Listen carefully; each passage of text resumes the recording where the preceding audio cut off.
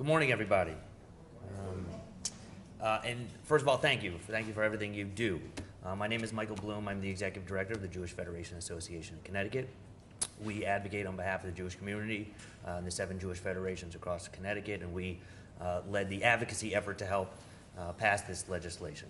And with the combination of all the hate, frankly, rising throughout the country and world, and with survivors dying off, and with the Washington Post article that came out, I think in May, showing how way too many millennials don't know what Auschwitz is, this legislation is needed more so than ever. The legislation does really 4 things. One, it adds Holocaust and genocide education and awareness to the program of instruction, i.e. the list of classes that a school can teach. Not something that has to, it doesn't have to necessarily be in there, but it helps in terms of making a school, frankly, do something. It helps get it in that legislation. So it adds to the list of classes that a school can teach.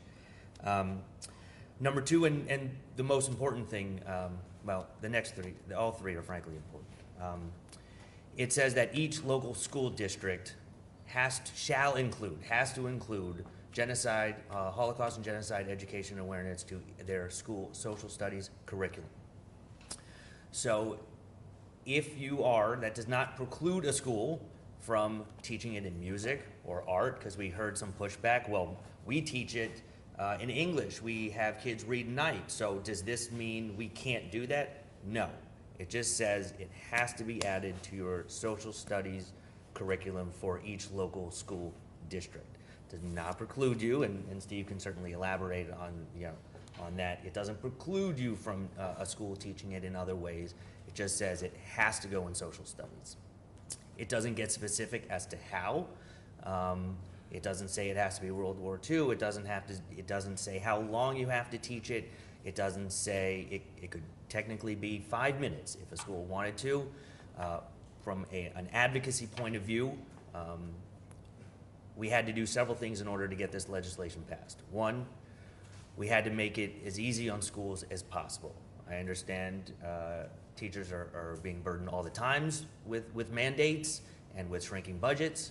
So we had to make this as easy and as flexible for schools to implement, and as inexpensive as possible for schools and school districts to implement.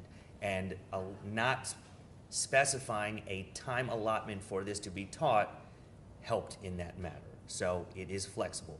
And some of the things we'll get into is some of the curriculum of, if you have 1 day to teach this, this is what you can do. If your school wants to devote a week, these are some of the school plans. But this just says it has to be included in social studies curriculum, not a time allotment.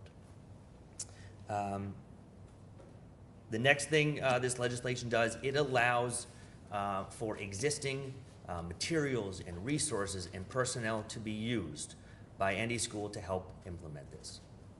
There are a lot of resources out there, and for the most part, the wheel does not have to be reinvented. There are plenty of resources out there between Yale and Southern and the Greenberg Center at University of Hartford and the Dodd Center. There are 3 Jewish historical societies in Connecticut that have plenty of resources and videos and webinars and seminars. The ADL.